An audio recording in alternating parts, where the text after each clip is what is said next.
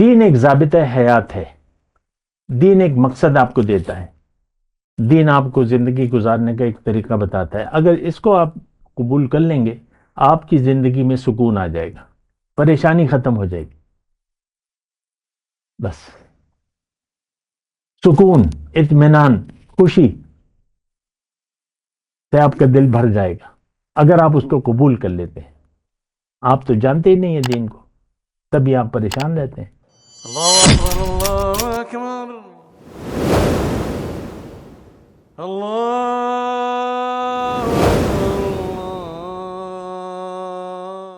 اللهم صل على سيدنا محمد وعلى آل سيدنا محمد بعدد كل ذرة مئة ألف ألف مرة. سامعین و ناظرین کرام, السلام علیکم ورحمۃ اللہ وبرکاتہ. آج کا ہمارا موضوع دین کیا ہے اور کس لیے ہے. یہ بڑی اہم بات ہے. دیکھیں قرآن میں ہے, ایک آیت ہے کہ ان الدین عند اللہ الاسلام ومن یبتغ غیر الاسلام دینا فلن یقبل منہ وہو فی الآخرۃ من الخاسرین. دین اللہ کے نزدیک صرف اسلام ہے. جو اسلام کے علاوہ کوئی دین ڈھونڈے گا, تلاش کرے گا یا ڈھونڈے گا یا کسی اور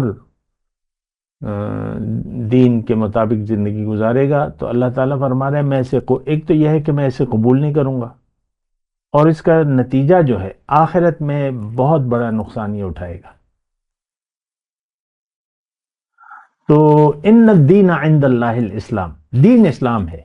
اب دین کیا ہے اور کس لیے ہے, ہمیں اس سوال کا جواب نہیں معلوم.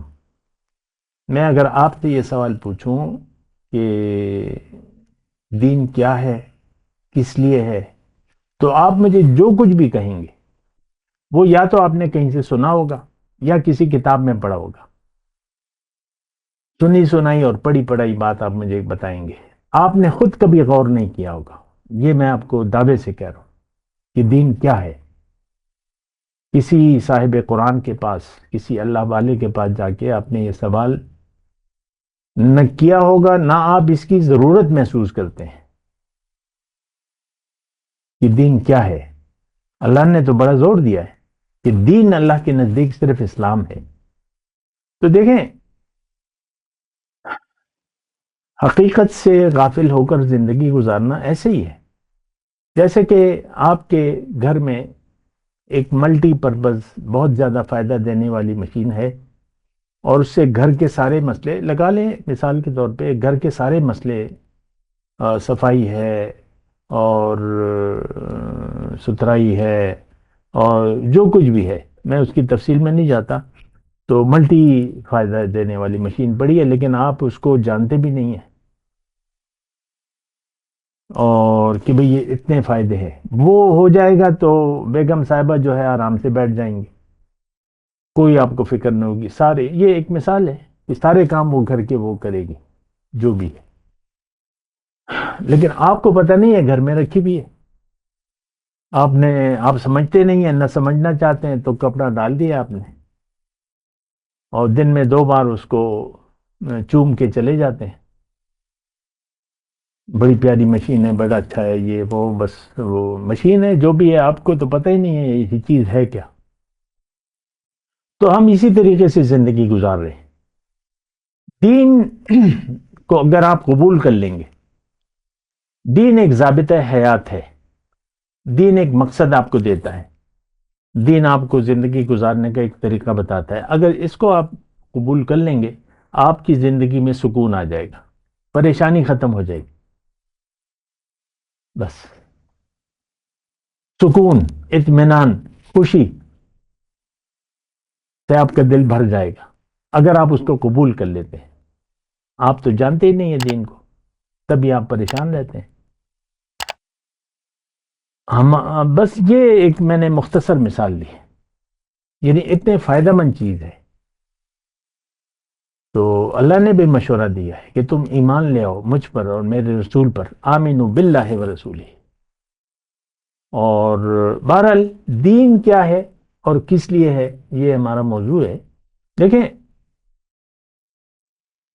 اگر میں آپ کو یہ مختصر طور پہ بتاؤں اور زیادہ الجھن میں نہ ڈالوں، سیدھا سادہ دین، اللہ کی مرضی سے زندگی گزارنے کا نام دین ہے، دین اسلام ہے۔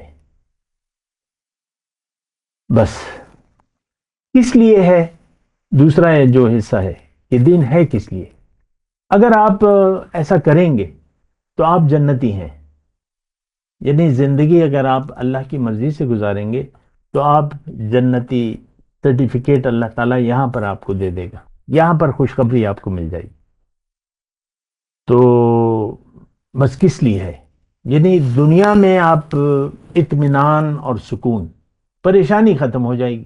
آج ہر شخص پریشان ہے، ہم جیسے کہ دیکھ رہے ہیں۔ تو اگر دین کو آپ قبول کر لیں گے، یعنی اللہ کی مرضی کو آپ قبول کر لیں گے، باقی جو تفصیلات ہیں وہ بھی کسی موضوع میں کر لیں گے، تو آپ کی دنیا کی پریشانی ختم ہو جائے گی۔ اچھا، دوسری اس میں جو ریلیٹڈ بات ہے جو اس سے تعلق رکھتی ہے کہ اگر آپ پریشان ہیں، خوش نہیں ہیں، پریشان ہیں، تو آپ بے دین ہیں، آپ کا دین اسلام نہیں ہے، آپ کا دین اسلام نہیں ہے۔ کیونکہ مومن جو ہے، جو دین، مومن اسے کہتے ہیں جو دین قبول کر لیتا ہے۔ اگر آپ پریشان ہیں تو آپ دین کو قبول کر لیں، میں تو یہی مشورہ دوں گا، آپ مومن بن جائیں، اللہ والے بن جائیں، تو آپ کی پریشانیاں ختم ہو جائیں گی۔ اچھا، دوسری بات میں کہہ رہا تھا کہ کس لیے ہے، دیکھیں دو اس کے فائدے ہیں۔ پہلی تو آپ کی دنیا کی پریشانی ختم ہو جائے گی، دین کو اگر آپ قبول کر لیتے ہیں، راضی برضا، رضا بقضا جو ہے اس پر آپ مطمئن ہو جائیں گے، مجھے کچھ نہیں چاہیے اور دنیا کا کچھ نہیں چاہیے، اور مجھے کیا چاہیے، دین چاہیے، دین چاہیے، دنیا کے دین کو اگر آپ قبول کر لیتے ہیں تو پہلی اس کا اثر یہ ہونا چاہیے کہ آپ کو فکر دنیا سے یہ آزاد کر دیتا ہے، اور فکر آخرت کی فکر میں پھر آپ زندگی گزارتے ہیں۔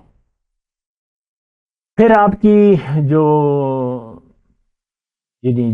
پریشانی ہے وہ یہ ہو جائے گی کہ بھئی اللہ کی رضا اور اللہ کی ناراضگی، یعنی زندگی آپ ایسے گزاریں گے، احتیاط سے گزاریں گے، تقوی جسے ہم کہتے ہیں۔ تو پھر آپ احتیاط سے گزاریں گے، اور پھر فکر جو ہے آپ کی دنیا نہیں آخرت کی ہوگی، اور آخرت سے تو کسی بھی وقت، آخرت تو ہماری زندگی میں برپا ہے، ہمارے اعمال کے نتائج اس وقت ہم پر وارد ہیں، اس وقت بھی۔ آخرت کیا ہے؟ عمل کا نتیجہ، عمل کا نتیجہ ہمارے اندر بھی ہو رہا ہے، یا دل آپ کا داغدار ہو رہا ہے، یا سفید داغ لگ رہے ہیں، اور یا کالے داغ لگ رہے ہیں۔ یہ تو حدیث ہے، مکمل حدیث ہے۔